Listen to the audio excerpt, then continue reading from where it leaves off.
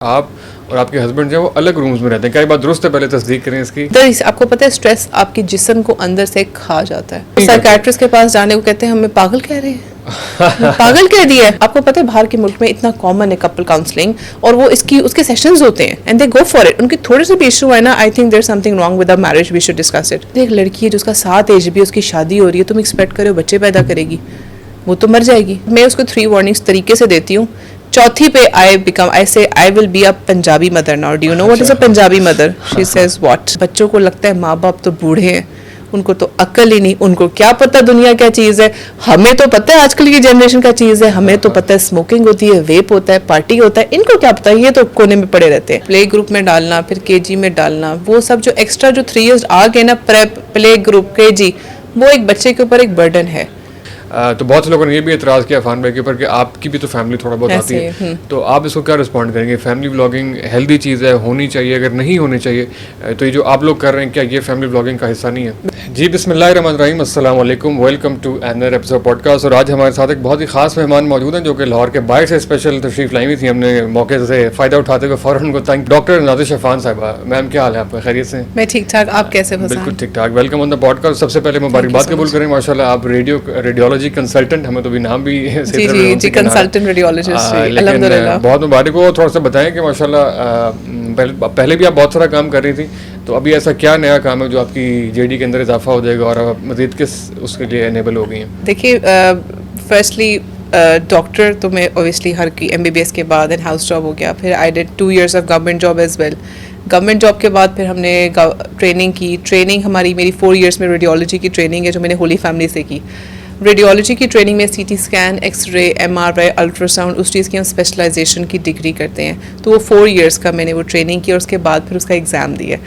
ये जो आपका पार्ट 2 का एग्ज़ाम होता है, जो कंसल्टेंसी का एग्ज़ाम होता है, इट इज़ वेरी टफ। तो it is actually a big check आपका एक बिग माइलस्टोन। तो अल्हम्दुलिल्लाह, अल्लाह का लाख लाख शुक्र है। अफान ने भी फेस गुजारा हुआ है, तो I remember he was in such a stress. तो वो हम सब ने बाइकआउट किया होता था इम्तिहान वाले बंदे से, और अफान से भी, और इस तरफ इस वक्त मैंने बाइकआउट किया होता है अफान और सबसे नहीं तुम पढ़ो इस पर। और ऑब्वियसली जो लोग आपको जानते हैं, आपके लाइफस्टाइल को, आपकी मसरूफियात को, वो बहुत ही मुश्किल है। मतलब ये कि बच्चों के साथ और कंटेंट के साथ और बाकी सबके साथ बाकी सब चीज़ों को बाइकआउट करना, ये बड़ा एक खवातीन के लिए बहुत मुश्किल है। मेरे ख्याल से मर्द हजरात पढ़ते हुए कहते हैं बच्चे बाहर, सब बाहर, आवाज़ ना है, शोर ना है। मैं कहती हूँ बच्चे बाहर बहुत मुश्किल से अरेंजमेंट करके, उनकी एक्टिविटीज़ प्लान करके, फिर घर का माहौल बना के, शाम को कौन होगा, अगर मैं पढ़ रही होंगी, अगर मैं लाइब्रेरी जाऊंगी तो कोई घर में बच्चों के पास होगा, वो अरेंजमेंट करके निकलना। खवातीन के लिए मैं कहूँगी hats off to all those women जो वर्किंग हैं और वर्किंग के अलावा वो अपनी कोई पढ़ाई कर रही हैं, इम्तिहान काट रही हैं बच्चों के साथ। और स्पेशली बच्ची, जैसे मेरी एक 15 months की बेटी है, तो उस छोटे बच्चे के साथ, और साथ माशाल्लाह 7.5 years की बेटी है, तो उस एज ग्रुप के साथ केटर करना, उनकी स्कूल सब कुछ, इट इज़ वेरी टफ। तो hats off to all those women जो कर रही हैं, और I can understand what you going through. बिल्कुल, आपने बड़े आसानी से कह दिया, लोगों ने सुन लिया, लेकिन इसके पीछे तो स्ट्रगल है, ऑब्वियसली बहुत स्ट्रगल है। उसका अंदाजा हो रहा होगा आपकी बातों से। इसी फील्ड का इंतखाब क्यों किया, जो ये वाला डिपार्टमेंट है रेडियोलॉजी का? और ये आपने म्यूचुअल ये बड़ी इंटरेस्टिंग स्टोरी है। मेरी जब मैं फाइनल ईयर में थी तो मेरी बात अफान से पक्की हुई थी उस वक्त, और टोटली अरेंज मैरिज थी। तो उस टाइम पे अफान आस्क्ड मी कि he was doing medicine in Shifa at that time. तो Afan already first year training में थे। अफान ने कहा क्या आपने कौन सी फील्ड लेनी है? मैंने कहा I want to do clinical but I want to do something light. मैंने अपनी लाइफ को रिलैक्स करना है। मैंने कहा क्योंकि being a women I know मेरी घर से छुट्टी नहीं है, तो मैंने वो काम करना है जो मैं घर भी देख सकूं, मैं काम भी कर सकूं और मैं रिलैक्स भी रह सकूं। तो आई वांटेड 2 fields, या डर्मेटोलॉजी या रेडियोलॉजी। ही सेड रेडियोलॉजी तो फिर बहुत अच्छा है क्योंकि रेडियोलॉजी मेरे गैस्ट्रोएंटरोलॉजी के साथ बहुत मैचिंग है, तो वो मतलब we both can not survive without each other. मैंने कहा ओके फाइन। फिर मैंने उस चीज़ को देखते हुए रेडियोलॉजी में हाउस जॉब की और मुझे वो अच्छा लगा। मैं कहा यार रेडियोलॉजी दैट्स इट। तो फिर बस तब से रेडियोलॉजी माइंड बनाया था, अल्लाह का शुक्र है मेरिट भी बन गया उधर आपको, क्योंकि मेरिट के बगैर सीट मिलना गवर्नमेंट में इट्स वेरी टफ। तो वो मेरिट भी बन गया अल्हम्दुलिल्लाह, सब अल्लाह ताला के प्लान था और हो गया। बिल्कुल, माशाल्लाह आपने एक बड़ा माइलस्टोन अचीव कर लिया है, उस पर अगेन मुबारकबाद। लेकिन एक सवाल ज़हन में आता है कि इतना मसरूफ मेडिकल का पूरा वो होते हुए, पूरी उसमें एक नीश को आपने उसमें एक्सेलेंस हासिल करने के बाद अब आप फुल टाइम में कंटेंट क्रिएटर भी हैं। बहुत से लोग जो है ना, स्पेशली हम लोग जो हैं, ये जानने के बारे में हम बहुत ज़्यादा क्यूरियस और इंटरेस्टेड हैं कि ये कंटेंट क्रिएशन की जर्नी और ये सारा सफ़र कैसा रहा, उसको आपने इसको मैनेज किस तरीके से किया और इसको करने का फैसला क्यों किया है? खातून की ज़िंदगी का फ्यूचर जो होता है ना, बहुत ज़्यादा डिपेंड करता है आपके अपने हस्बैंड के ऊपर। अगर आपके हस्बैंड बिल्कुल आउटगोइंग नहीं है तो आपकी भी लाइफ आउटगोइंग नहीं होगी। अगर आपके हस्बैंड बहुत आउटगोइंग है तो आपकी भी इवेंचुअली लाइफ वैसे होगी। अगर आपके हस्बैंड इज लाइक इनटू पढ़ाई तो he will also want you कि तुम भी करो, आगे बढ़ो। तो माशाल्लाह Afan was a person, he said I want to see you growing in all ways. तो चाहे अफान मीडिया में आते मुझे साथ लेकर आते। मीडिया वाली जो चीज़ थी मैं पहले कभी किया नहीं। अफान का तो माशाल्लाह शादी से पहले का बैकग्राउंड था ऑफ यस रेडियो हो गया। इसके अलावा अफान के वो पीटीवी पे शोज होस्ट करते थे, राइटिंग के स्किल्स थे उनके पास।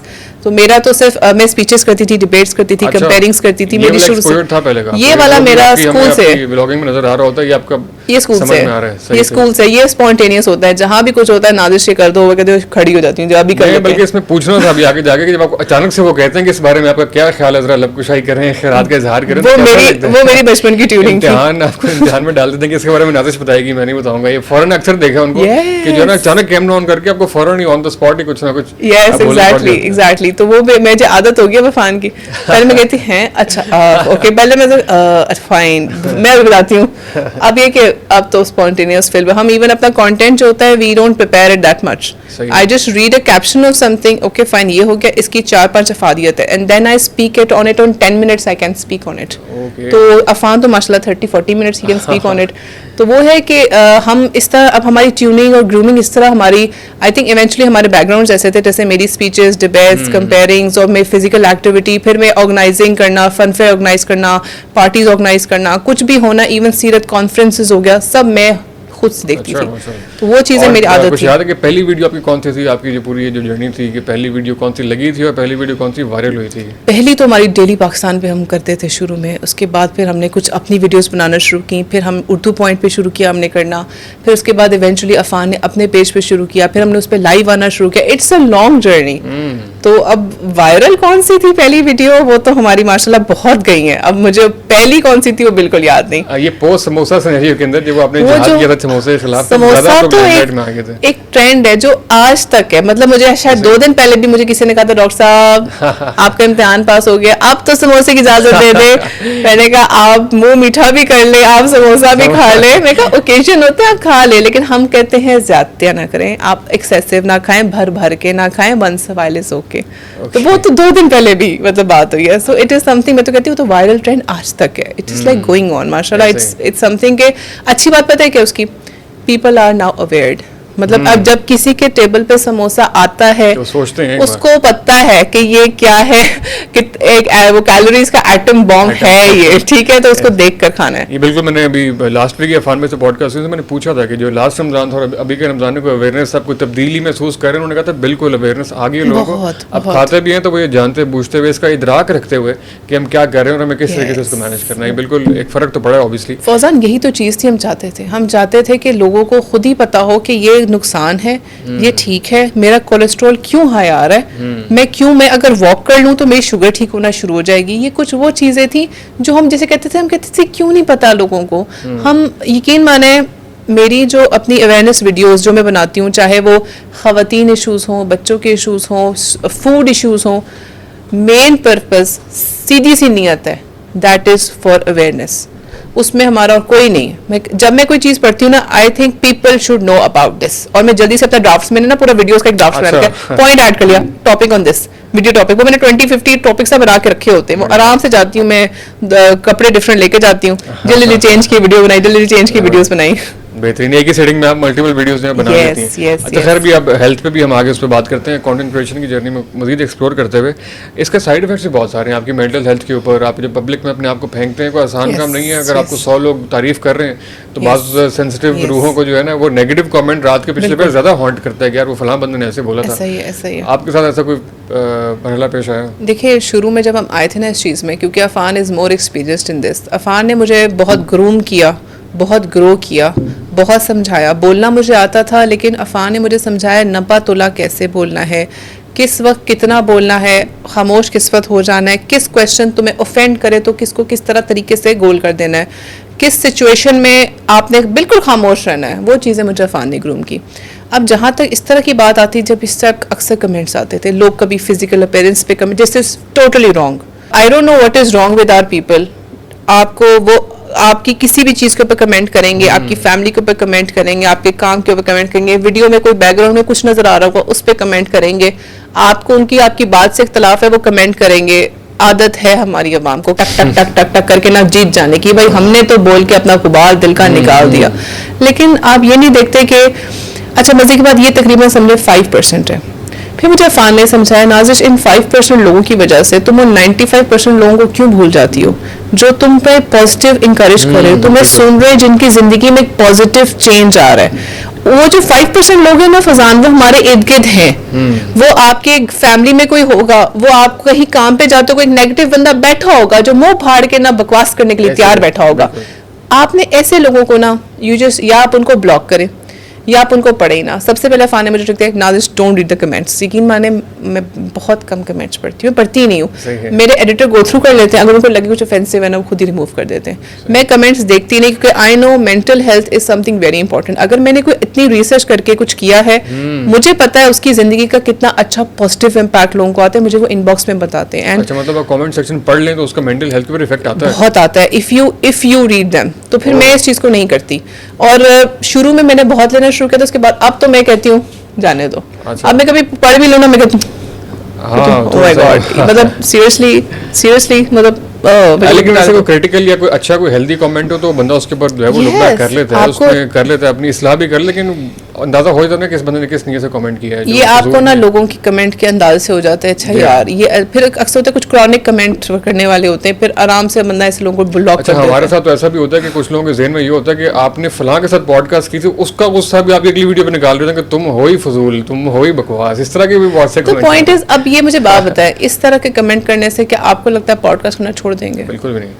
आपको अगर किसी को ग्रोथ बतानी है ना, आप ये बताएं कि अच्छा आपके इस सवाल में मुझे ये इख्तलाफ था, हाँ। ये आई थिंक इस तरह फ्रेज कर देते या ये डॉक्टर साहब से सवाल पूछ रहे थे, ये एक सेंसिबल अप्रोच होती। बिल्कुल बिल्कुल। आप तो हुई बकवास, what this shows your way of thinking actually. And I think अगर आप इतना अच्छा कर सकते हो तो आओ ना, आप आके कर लो। बिल्कुल ऐसे आप आके कर लो ना। ये जुनैद अकरम पिछले दिनों जब मिले उनको मैंने पूछा कि इस तरह के जो कमेंट्स आ जाएंगे, मतलब शुरू में ना हमें आता था कि आजकल हर बंदा ही माइक लगा के बैठ गया है। उन्होंने कहा कि भाई खुद करके दिखाओ ना, तुम भी बोलो, बोलना आसान काम नहीं है। आप एग्जैक्टली ये बात है, आप आ जाओ, I will listen to you, come sit next to me, let's have a chit chat, let's have a podcast with you. Exactly. तो ये भी अच्छा फजान 5% लोग हैं, इतने अच्छे लोग हैं, इतना अच्छा फीडबैक देते हैं, लोग मिलते हैं, इतने प्यार से मिलते हैं, इतनी दुआएं देते हैं और आप कहते हो you feel elevated. बिल्कुल, उन्हीं लोगों की वजह से तो हमें मोटिवेशन मिलती है, हम उस काम को जारी कर रहे हैं और मजीद मोटिवेशन मिलती है। लंबी ईमेल्स आती है लोगों के, वो इतना एनकरेज करते हैं। देखिए मेरी अगर किसी एक वीडियो से किसी की जिंदगी में एक पॉजिटिव चेंज आता है, एग्जैक्टली, किसी की जान बच जाती है, किसी की सेहत बच जाती है, आई थिंक मेरी जिंदगी का वो हासिल है।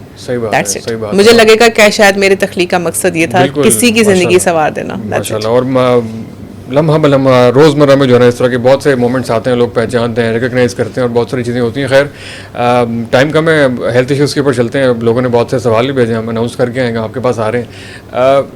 हेल्दी लाइफस्टाइल का हेल्दी सेहत के ऊपर कितना इफेक्ट होता है, ज़रा इसके बारे में बड़ी डिबेट है। कुछ लोग कहते हैं लाइफस्टाइल का मजाक बनाया हुआ है, कोई फ़र्क नहीं पड़ता, हेल्थ इज़ समथिंग एल्स। तो आप इस बारे में थोड़ा तो अगर ये इस बारे में तो बिल्कुल बात बहुत ज़रूरी है। देखिए आपका लाइफस्टाइल उसको समझ आता है जिसने अच्छा लाइफस्टाइल देखा हो। अगर उसने ज़िंदगी भर देखा है कि एक डिब्बी में रहना है और डिब्बी से बाहर नहीं निकलना, उसको नहीं पता चलेगा कि लाइफस्टाइल क्या है। देखिए मेंटल हेल्थ को एक्सेप्ट करना कि ये एक प्रॉपर डिजीज़ बन सकती है, हम उसको रिकग्नाइज नहीं करते। मेंटल हेल्थ आपकी अपसेट हो जाती है अगर आप प्रॉपर फिजिकल एक्टिविटी नहीं करते, आपकी स्लीप प्रॉपर नहीं होती, आप स्ट्रेस ओवरडू ले जाते हैं। मुझे बात बताएं, अब कोई बंदा है, कोई सपोज स्टूडेंट है, कोई ऑफिस वर्क है, कोई बॉस है, उसको वेंटिलेशन का जोन ना मिले तो फिर वो अंदर, आपको पता है स्ट्रेस आपके जिस्म को अंदर से खा जाता है। ठीक है, आपकी आर्टरीज होगी, वेसल्स होगी, आपका हार्ट हो गया, स्ट्रेस्ड आउट हो जाता है। फिर ये सारी उसके अंदर आपकी जो फैटी फूड्स खा रहे होते हैं वो हजम नहीं होते। फिजिकल एक्टिविटी करेंगे, आपकी बेतहाशा रिसर्चेज हैं, बेतहाशा हमारी वीडियोस है उसके ऊपर। फिजिकल एक्टिविटी में अब ज़रूरी नहीं कि आपके पास suppose you are not affording, आप जिम ज्वाइन नहीं कर सकते, आपके घर के करीब कोई जिम नहीं। ख़वातीन अक्सर कहती हैं, आप कहती हैं वॉक करें, किधर करें वॉक? मैंने कहा बीबी आपको पता है, मैंने बचपन में इवन मुझे वॉक करने, बचपन से ही आदत है, वॉक करने का दिल करे तो मेरे 2 कमरों के दरमियान एक गली गुजरती, मैंने कहा मैंने वहां पे भी हेडफोन्स लगा के चक्कर लगाए हुए हैं, मैंने कहा एक नियत होनी चाहिए। आपने टेरेस पे करो, अपनी बालकनी पे करो, अपने छत पे करो। अगर आपको घर से अक्सर पर्दे का मसला होता है, बाहर निकलने की इजाजत है, घर के अंदर टेबल के इर्द गिर्द चक्कर लगा लो। The point is you should know what physical activity is. आप वीडियोस लगाओ, योगा कर लो कमरे में, वीडियोस एक्सरसाइजेस की, कमरा बंद करो, आराम से कर लो। There so many things.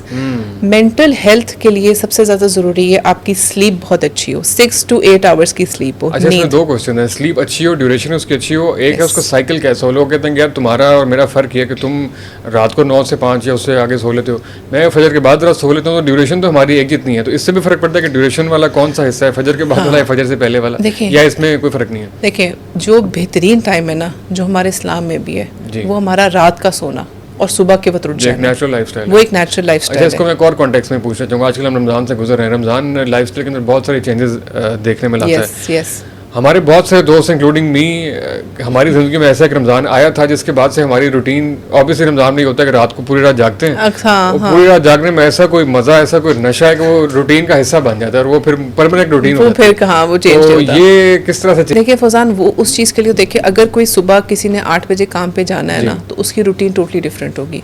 अगर किसी का काम का टाइम 2 बजे, उसकी रूटीन डिफरेंट होगी। अगर कोई बच्चा है, कोई बड़ा है, कोई ऑफिस वर्क है, मतलब वो ड्यूटी टाइम के हिसाब से। अब कोई सिक्योरिटी गार्ड है, उसकी रात की ड्यूटी, तो वो जागेगा। मैं उसको कहूँ तुम रात को सो, मेरी शक्ल देखेगा, ठीक है बीबी, मैं रात को सो जाता हूँ, काम करना। मतलब वो चीज़ डिफरेंट करता है आपकी उसके हिसाब से। तो आपने उस हिसाब से अपने आवर्स पूरे करने हैं। बेहतरीन टाइम मैं सबसे पहले कहूँगी वो रात का ही है। ये आपकी बेतहाशा मेडिकल रिसर्चेस में भी आ चुका है और आपके इस्लाम में भी यही है, बेहतरीन तो ये टाइम है। इसके अलावा अगर आपको लग रहा है कि ज़ाहिर है मैंने अपना, जैसे स्टूडेंट्स होते हैं, 3 घंटे मैंने ऐसे पूरे करने, 2 घंटे ऐसे पूरे करने, 1 घंटे ऐसे पूरे करना है, वो चीज़ जब आ जाती है ना, जब आपने अपना जॉब, ऑफिस, स्टूडेंट ने अपने देखने होते हैं, वो फिर आप अपना करते हो। लेकिन उस वक्त भी मैं कहूँगी स्टूडेंट्स को भी इवन कि आप 6 आवर्स कम से कम अपनी नींद पूरी किया करो।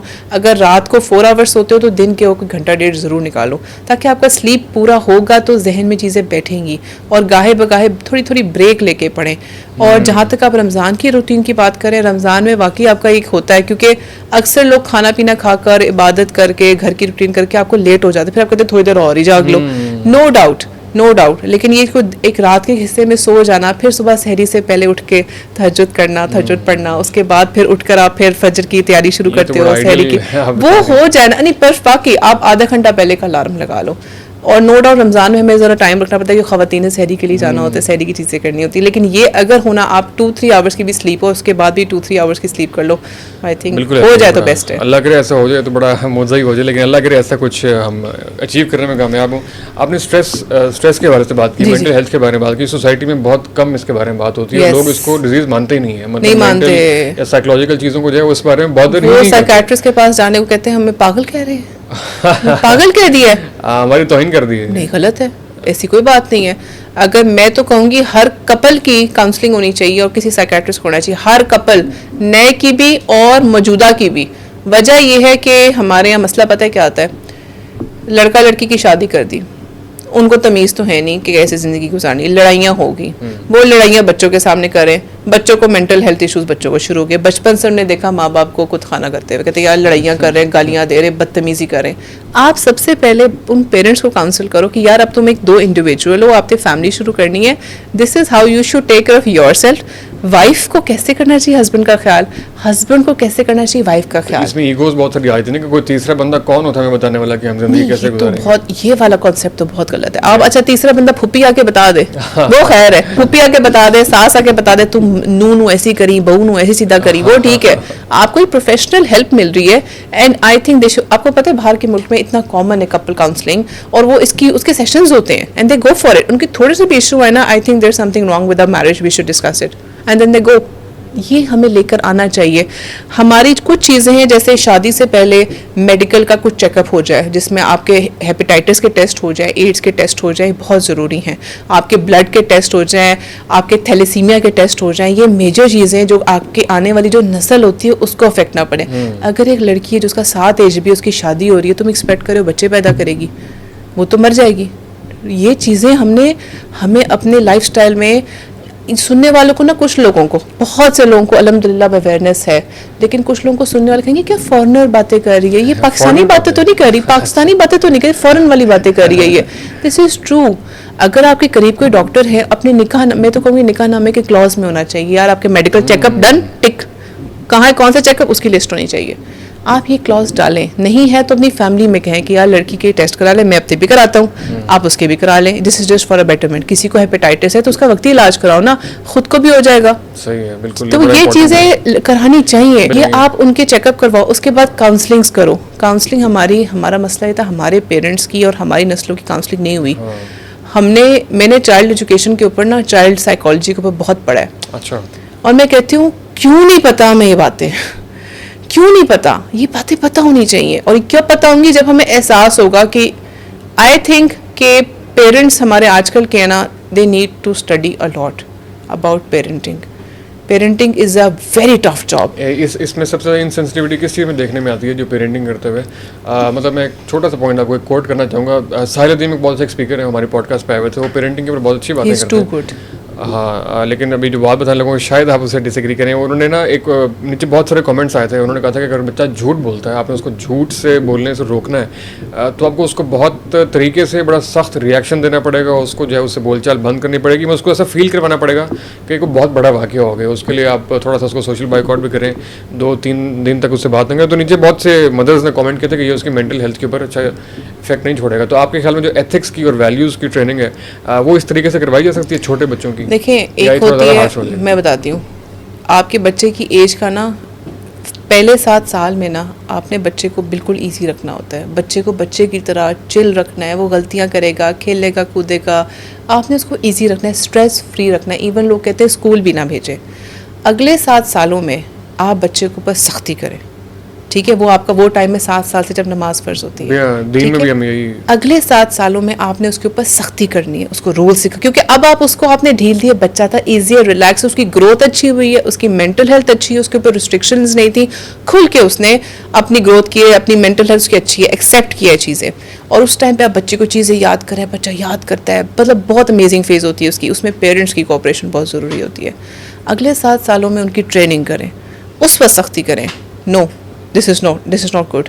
अब मेरे भी बच्चे, अगर वो गलत काम करती है ना, पहले मैं उसको कहती हूँ ये गलत था, ये आइंदा नहीं करना, this is the first time मैं आपको प्यार से समझा रही हूँ, नेक्स्ट टाइम मेरा लहजा ऐसे नहीं होगा। अगर दूसरी दफ़ा करे, मैं उसको 3 वार्निंग्स तरीके से देती हूँ। चौथी पे आई से I will be a Punjabi mother now, do you know what is a Punjabi mother? She says what? फिर मैं कहती हूँ जूता देखो। वो नहीं तो वो आई थिंक उस टाइम पे थोड़ा सा आपको ना मॉडिफाई, बच्चे को वार्निंग दें, उसको एहसास दिलाएं। अगर देखिए ट्रेनिंग के दौरान वो अक्सर कोई ऐसी बात कर देती कि मुझे इंसल्ट में सबके सामने उसने ऐसे कह दिया, फिर सबके सामने उसको नहीं डांटना, उसको बाद में बुलाया, ये आपने गलत किया था, आइंदा नहीं करता। आपको अच्छा लगेगा, आपकी मामा एम्बेरस हुई सबके सामने, नो नो नो नो मामा सॉरी बेटा, आइंदा ख्याल रखना। मामा ने भी तो आपका ख्याल रखा, आपको सबके सामने नहीं डांटा। आजकल के बच्चे बहुत हसास हैं, उनको अपनी इज्जत नफ्स का इतना ख्याल है, मैं आपको बता नहीं सकती। मेरी बेटी जब छोटी सी थी ना, मुझे उसको कहती है आपने मुझे मेड के सामने क्यों डांटा? ओ ये बेटा घर का बंदा है, आपने उसके सामने क्यों, आपने मुझे नानू के सामने क्यों कुछ कह दिया?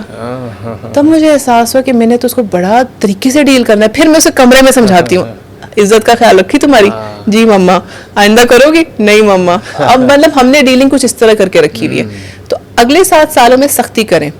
जब 14 ऑनवर्ड्स अगले 7 साल है ना, फिर उससे दोस्ती करें, फिर उससे मशवरे लें, फिर उससे फ्रेंडशिप करें। घर का कोई फैसला अब तुम बताओ, तुम मशवरा दो क्या करें, ताकि उसको अपनी इंपॉर्टेंस फील हो, उसको मशवरे, ओनरशिप फील हो कि अब मेरे ऊपर देखिए, हमने उसको चिल भी किया, हमने ऊपर सख्ती भी की, रूल्स भी सिखा दी। अब वो टीनेजर में आके जो कि आपका टाइम है बगावत का, उस टाइम पे उसके बेस्ट फ्रेंड बन जाओ। मामा मैं अम्मी आप कितनी बोरिंग है, आओ चलो पार्टी करने चले। एलैबोरेट कीजिएगा, बगावत का टाइम कौन सा वाला है? 16 जो टीनेज 14 ना, टीनेज हार्मोन स्पर्ट करते हैं फीमेल्स में, मेल्स में। उस टाइम पे ना बच्चों को लगता है माँ बाप तो बूढ़े हैं, उनको तो अक्ल ही नहीं, उनको क्या पता दुनिया क्या चीज़ है। हमें तो पता है आजकल की जनरेशन का चीज़ है, हमें तो पता है स्मोकिंग होती है, वेप होता है, पार्टी होता है, इनको क्या पता है, ये तो कोने में पड़े रहते हैं। इस फेज में उनसे फ्रेंडशिप करें। वो कहे मामा मैं बोर हो रहा हूँ, क्या करना है, बाहर जाने का दिल करे, आओ चलते हैं, तुम्हारी फेवरेट जगह पे चलते हैं, आओ चलें। बी देयर फ्रेंड, ताकि वो दोस्तियां दूसरी जगह ना ढूंढें, गलत जगह ना ढूंढें, गलत जगह वेंट आउट ना करें। आपसे अगर वो बच्चा गलत कुछ करे ना, फौरन रिएक्शन देके अगर डांट दिया ना आपने उसको, आपसे छुपाएगा चीज़ें। मुझे अंदाजा है कि मैं फौरन अपना रिएक्शन ना,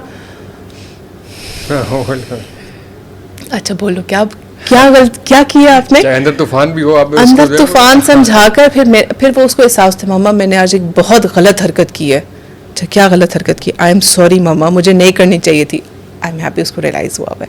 अच्छा फिर मैं प्यार से कहती हूँ आप बता दो मामा कि अल्लाह मियाँ मुझे माफ़ कर देंगे। उसके अंदर ना मुझे अल्लाह का शुक्र है, मैंने ये चीज़ ना बच्चों में इनकलकेट की है कि अल्लाह का खौफ, शैतान का फ्रेंड नहीं बनना, अल्लाह का खौफ वो ज़रूरी है। यही तो बुनियाद है सारी। वो उसके बेसिस पे अगर आपने बच्चे को वो खौफ बचपन से डाला है ना, अल्लाह का शुक्र है वो बच्चा जो है ना आपका उसको रहेगा कि यार कुछ भी गलत काम करते हुए यार अल्लाह मियाँ को नाराज़ नहीं करना। अल्लाह, अब वो बच्ची से कोई नमाज में सो रही हो ना, इट्स ओके आयरा, बस अल्लाह मियाँ इसको गुनाह माफ़ कर, नहीं मामा मैं पढ़ूंगी, अल्लाह मियाँ को नाराज़ नहीं करना। कहला नमाज हमारे लिए होती है, हमने अल्लाह से दोस्ती करनी होती है, बात करनी होती है। कुछ चीज़ें होती हैं जो अभी हमारा ओरिजिनल क्वेश्चन जैसे आपने कहा था सख्ती के जो मैंने आपको 7 years बताए हैं ना, ये असूल आपकी साइंटिफिक रिसर्च में भी हैं और हमारे इस्लाम में भी हैं, और ये बेहतरीन असूल हैं। अगर आप इन असूलों को करें ना, और आजकल की जनरेशन, पिछली जनरेशन नहीं थी जिनको चपेड़े लगा दी, हम तो कहते हमारे माँ बाप ने तो हमारे ऊपर होता हमें लगाई हुई मारे खाई हुई। आजकल के बच्चे ऐसे नहीं है, ऐसा नहीं है। आजकल के बच्चे बहुत बुरा रेजिस्ट करते हैं और आप वैसे नहीं बात कर सकते। काफ़ी चेंज आ गया, इसको रियलाइज़ करना पड़ेगा पेरेंट्स को भी। इसमें एक और इशू है जिसमें आपसे आपकी रूल लेना चाहूँगा। एक होम स्कूलिंग के बहुत सारे कॉन्सेप्ट आ रहे हैं कि लोग जो है अपने बच्चों को स्कूल नहीं भेजना चाह रहे हैं, बहुत बड़ी एज तक यूज़ तक कुछ खुद करना चाहते हैं। वो समझते हैं सोसाइटी में बहुत सारी खुराफात आ गई हैं, कुछ स्कूल की डिग्री और फॉर्मल एजुकेशन कोई वैल्यू ऐड नहीं कर रहे हैं, तो इसके बारे में आपको क्या राय है? होम स्कूलिंग को मैं प्रेफर करूँगी जब आपकी एज अगर 4-5 तक के बच्चे को, 5 साल के बच्चे तक को आप घर पे पढ़ा सकते हैं ना, क्योंकि वाकई बच्चे को प्ले ग्रुप में डालना, फिर केजी में डालना, वो सब जो एक्स्ट्रा जो 3 years आ गए ना, प्रेप, प्ले ग्रुप, केजी, वो एक बच्चे के ऊपर एक बर्डन है। उसी टाइम पे अगर आपकी माँ को ये लगता है या पेरेंट्स को लगता है वो घर में वो माहौल दे सकते हैं कि बच्चे को अच्छी तरह, आजकल फोनिक्स, हमारे ज़माने में फोनिक्स नहीं थे। जब मैं पहली दफ़ा फोनिक्स से इंट्रोड्यूस हुई, मैंने कहा क्या ए को ए, बी को बै, ये क्या है? आई वाज लाइक क्या? मैं कहा सी है कि के, मतलब का। मैंने कहा यार ये तो मुझे नहीं आता। अगर आपको लगता है आप कर सकते हो, ठीक है आप करो। मुझे पता था मैं वर्किंग मदर हूँ, मैं नहीं कर सकती। मैंने उसको स्कूल में डाला और मैंने अल्लाह का शुक्र है डाला उसको, क्योंकि मैं उसको उस तरह ट्रेन नहीं कर सकती थी। शायद मैं जिस तरह उसकी टीचर्स की साई की, आजकल मैं टीचर्स पे हैरान होती हूँ, उनको इतनी उनकी वर्कशॉप्स होती हैं, दे आर सो स्मार्ट, उनको छोटे बच्चे जहाँ खूबसूरती से डील करने आते हैं। मैं तो उनसे सीखती हूँ। अच्छा। मैं तो अपनी टीचर से, उसकी बच्चे की टीचर से जाके स्पेशल सीखती हूँ। अच्छा ये मैंने कैसे सिखाना है इसको? कहती है आप इसको ऐसे सिखाएं, ये वीडियो मैं आपको भेजूंगी, बच्चे को ऐसे डील नहीं करना। अच्छा इस बात को मैं सिखाऊंगी, आप वैसे सिखाएं। परफेक्ट एग्जाम्पल्स होती हैं। और क्योंकि शायद मैं एक वर्किंग खातून हूँ और मैं डॉक्टर हूँ, शायद मैं उस तरह नहीं कर सकी या मेरी उस तरह की एक्सपोजर नहीं थी, इसलिए मैं उसकी टीचर को साथ लेके ज़रूर चलती हूँ। और उसकी टीचर एक अमेजिंग गाइडेंस होती है, नो डाउट। तो वो जो होम स्कूलिंग की बात कर रहे हैं ना, मैं उस पर वापस आती हूँ। आइडियली अगर आपके बच्चे को, अगर आप होम स्कूल कर सकते तो 4-5 साल तक कराएं। उसके बाद बच्चे का एक इंस्टीट्यूशन से एक फेस टू फेस होना बहुत ज़रूरी है। आप अगर ये सोच के बच्चे को घर में बंद रख रहे हैं कि उसका ज़िंदगी में एक्सपोजर ना हो, वो गलत लोगों से ना मिले, आप रॉन्ग एंड पे हैं। क्योंकि ऐसे तो हो नहीं सकता। आपने कभी उसको बाहर नहीं निकालना।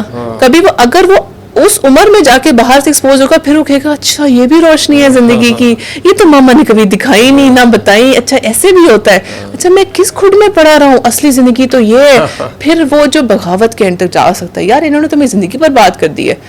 आपको अगर बच्चे को बुराई से दूर रखना है ना, तो उसके दिल के अंदर वो चीज़ खुद डालें। उसको पता हो सही क्या है, उसको पता हो गलत है। फिर आपको अपने बच्चे पे ट्रस्ट करना है कि मैंने इसको सिखा दिया है, अब अल्लाह मियाँ इसकी हिफाजत कर। बिल्कुल ऐसे ही। अब वो बच्चा बड़ा होगा, अक्ल और खिरत वाला, आपने उसको तरबियत दे दी, होगा भी तो अल्टीमेटली वापस आ जाएगा खैर के ऊपर। एग्जैक्ट। आप माएँ क्या करती है, दुआएं कर सकती हैं। आप बच्चे को तरबियत दे के ना, फिर you have to expose it to the world. बच्चे को ग्रो करना है, कल को उसकी शादी होनी है, उसके बच्चे होने हैं, वो आप उसको, उनके बच्चों को भी अपने पास घर में रखोगे, होम स्कूल करोगे, this is not practical. And institution exposure is very important. वो जो स्कूल्स छोटे घरों में बनते हैं ना, दैट्स नॉट गुड। बच्चे का एक प्रॉपर इंस्टीट्यूशन, उनको पता हो playtime, playground, classroom, bell, assembly, functions, sports, discipline, मैंने यूनिफॉर्म में सबके साथ जाना है, लाइन में खड़े होना है, मेरा बाल बंदे होने चाहिए, मेरे नेल्स कट होने चाहिए। वो चीज़ें आप कैसे सिखाओगे, बिल्कुल टीम वर्क कैसे सिखाओगे? आई थिंक मैंने अमेजिंग टीम वर्क्स किए हैं और वो मेरी पर्सनालिटी में इतने इनकलकेट हुए हैं कि I know how to lead a team because I worked on it since बचपन। वो आप किस ऐसे बच्चे में कैसे ला सकते हो? दैट्स अमेजिंग, आपने बड़ा अच्छा एक्सप्लेन किया, बहुत से लोगों को हेल्प होगी। खैर यंग बच्चों के बारे में, कुछ यंग कपल्स के बारे में बात कर लेते हैं। मैंने आपकी वीडियो देखी थी बहुत, बल्कि शुरू की कुछ वीडियोस में से थी, वो बड़ा इंटरेस्टिंग उसमें था कि एक स्पेस का जो कॉन्सेप्ट होता है, और उसमें ये बात बड़ी हैरान कौन है कि आप और आपके हस्बैंड जो है वो अलग रूम्स में रहते हैं। क्या ये बात दुरुस्त है? पहले तस्दीक करें इसकी। इसमें बिल्कुल ज़रूरत है। जो आपके वर्किंग कपल्स होते हैं ना, स्पेशली जो पढ़ने वाले होते हैं, उनको अपने लिए स्पेस चाहिए। तो क्या ये तजवीज़ सिर्फ आपकी जो है वो वर्किंग कपल्स के लिए है? ये तजवीज़ मैं सबसे पहले उनको दूंगी कि देखें, स्पेशली जो पढ़ने वाले कपल्स हैं, अब देखें प्रैक्टिकल सोचें। अगर मेरा इम्तिहान है, एक ही कमरा है, बच्चे भी उसमें है, शौहर भी उसमें है, मैंने लाइट ऑन करके पढ़नी है। गर्मी ठंड है, ठीक है, हीटर इधर कमरे में लगा है, बाहर नहीं लगा। अब आपने कहा नहीं मैंने इसी में रहना है, बच्चे डिस्टर्ब, बच्चे नहीं सो रहे, बार बार उठ रहे हैं, मैं पढ़ सक रही हूँ, शौहर की नींद पूरी नहीं हो रही, उसने सुबह काम पे जाना है। Practically I have my books in my room, वहाँ पे मैंने सारी अपनी चीज़ें रखी हैं, मैं पढ़ने के लिए उधर जाती हूँ। इसी तरह मेरे हस्बैंड पढ़ने के लिए अलग। हमारा एक्चुअली जो सेपरेट रूम कॉन्सेप्ट है, this is separate spaces for our time. इसको हम इस तरह मैं एक्सप्लेन करना चाहूँगी कि मेरी स्पेस है फॉर माई, अब उसमें मेरी फेवरेट नॉवेल्स हैं, मेरी फेवरेट बुक्स हैं, मेरी पढ़ाई की, अब तो नॉवेल्स इतना अर्सा हो गया मैंने पढ़ी नहीं क्योंकि एग्जाम्स थे, लेकिन पढ़ाई की बुक्स है मेरी फेवरेट, उसके अंदर चीज़ें पड़ी हुई है, मेरे कपड़े हैं, मेरी जायनमाज है, मतलब दिस इज़ माई प्लेस, और वो मेरी तरह सेट हुई हुई है। इसी तरह अफान की चीज़ें, Afan he is like Nazish, मेरे किताबों की डस्टिंग सिर्फ तुम्हें अलाउड है, कोई अलग, ही सो टची अबाउट हिज बुक्स, कहते हैं मेरे कमरे में कोई ना है सिवाय तुम्हारे। तो वो उसको क्लीन करना, सारा सेट करना मैं खुद देखती हूँ, क्योंकि हम लोग अपनी चीज़ों के बारे में बड़ी टची हैं। इवन जब मुझे याद है अफान ने ट्रांसपोर्ट की थी अपनी किताबें, अपने मतलब मुल्तान से शिफ्ट हुए थे, तो अफान ने कहा था गाड़ी में सिर्फ किताबें आई थी, बाकी सारा सामान, इवन कपड़े, सब कुछ मैंने उसमें ट्रक में लाद दिया था, किताबें मेरे साथ आई थी, मैं किसी को हाथ नहीं लगाने देता। तो आपको अगर वर्किंग कपल है specially, that space is very important. अच्छा, फिर आती है बात, लोग कहते हैं हमारे पास तो घर में कमरे नहीं, क्या फजूल बातें करते हैं। देखें, स्पेस का मतलब ये नहीं होता। मैं अक्सर, मेरे लिए मी टाइम क्या होता है, मैं अक्सर सुबह उठती हूँ अर्ली, वो सब सो रहे होते हैं घर में, that is the peaceful time फजर की नमाज के बाद। कई लोग तो कहते हैं कि शादी के बाद कोई मी टाइम नहीं होता, मी टाइम जो है शादी से पहले पहले ही होता है। मी टाइम बता रही हूँ ना कैसे निकालना होता है। फिर वो जो सुबह उठ के जो टाइम होता है, अकेले उठती हूँ, that is the best meditation time. सुबह के टाइम, आप सनराइज के टाइम, आप सुबह बाहर बालकनी में बैठ जाओ and just have a cup of coffee, T, green tea, जो दिल कर रहा है, और आप मेडिटेट करो। उस टाइम पे मैं सारा सोचती हूँ, मेरा पहले पिछला दिन कैसे गुजरा, मैंने आज क्या करना है, मेरे लॉन्ग टर्म गोल्स क्या है, मेरे शॉर्ट टर्म गोल्स क्या है। अच्छा, मैंने कुछ दिनों पहले देखा था, मैंने बच्चे की तरबियत ऐसे, अच्छा मैंने इसको कैसे करना है, फिर मैं इसको पढ़ती हूँ, रिसर्च करती हूँ, अच्छा ठीक है मैंने ऐसे करना है, आज के दिन मैं ये इंप्लीमेंट करना, अच्छा आज के मेन्यू फूड का ये होना चाहिए।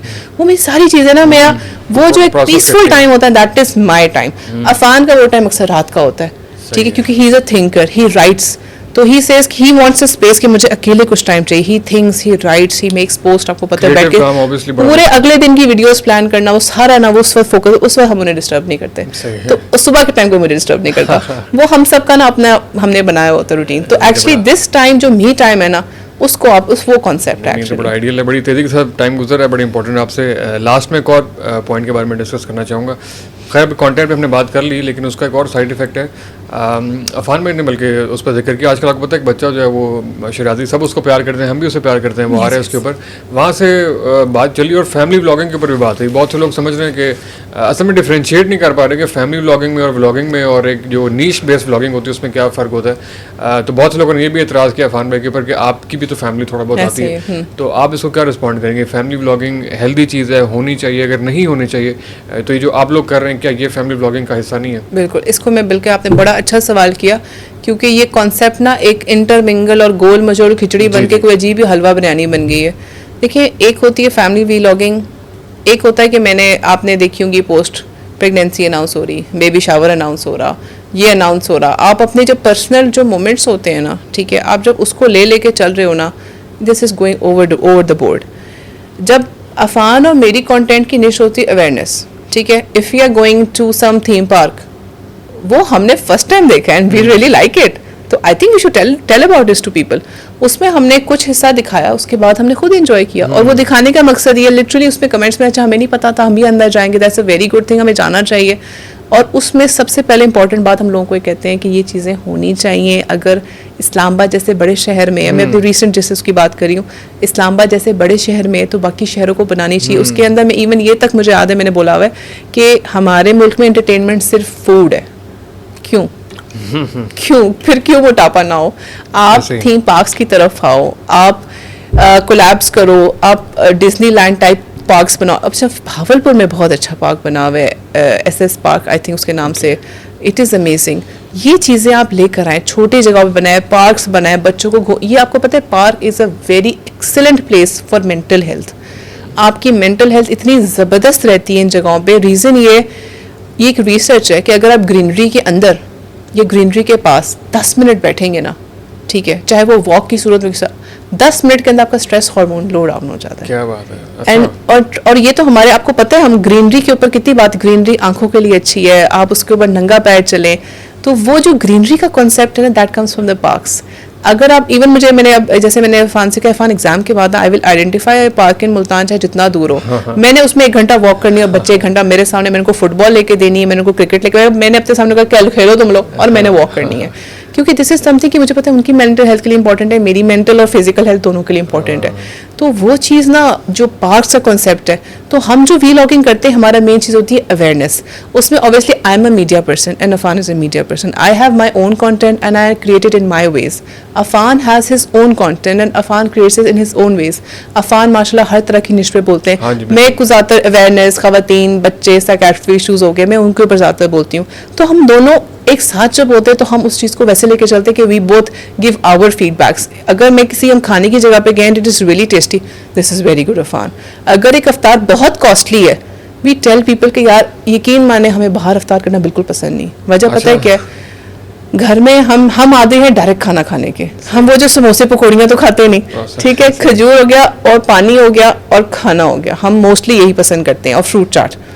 बल्कि यूजली अब तो मैंने अभी तक ज़्यादा फ्रूट चाट लेके नमाज पढ़ी, कुछ देर बाद ही खाना खाया। तो ये जो हमारा अपना स्टाइल है, और वो जब होटल्स में आप ख्वार हो रहे होते हो ना, तो वो जो चीज़, इसको भी हमने वीलॉग में कहा कि बेस्ट अफ्तार घर में, बेस्ट चीज़ घर में। निकलें, ज़रूर निकलें, एक्सप्लोर करें, होटलिंग करें, क्योंकि घर रह के भी बंदे की बस हो जाती है। यहाँ पे मैं यही कहूँगी कि तजाद, आपने तजाद नहीं करना। आपको अगर दिल करे बाहर जाने का, जाओ, बाहर जाकर मैं और अफान ये दिखाते हैं हेल्दी ईटिंग क्या होती है। अब मैंने उस दिन चिकन कढ़ाई ऑर्डर की, मैंने कहा आपने तेल ना होने के बराबर, सब्ज मिर्च नो, हरी मिर्च नो, ठीक है, आप हल्का सा ब्लैक पेपर डालेंगे, नमक डालेंगे, और ढेर सारा उसमें अदरक डालेंगे। अदरक हमें अफान को बहुत पसंद है, अफान की मॉम को एलर्जी है हरी मिर्च से, तो हम कहते हैं वो मत डाला करें, तो वो क्योंकि उनके लिए पैक करके लेके जाते हैं। तो वो चीज़ हम जब बाहर जाते हैं, तो जब हम अपना खाना कस्टमाइज कराते हैं ना, तो हम वो लोगों को बताते हैं कि if we can do it then so can you. We are choosing our lifestyle कि हमने हैवी नहीं खाना, तो आप भी कर सकते हैं।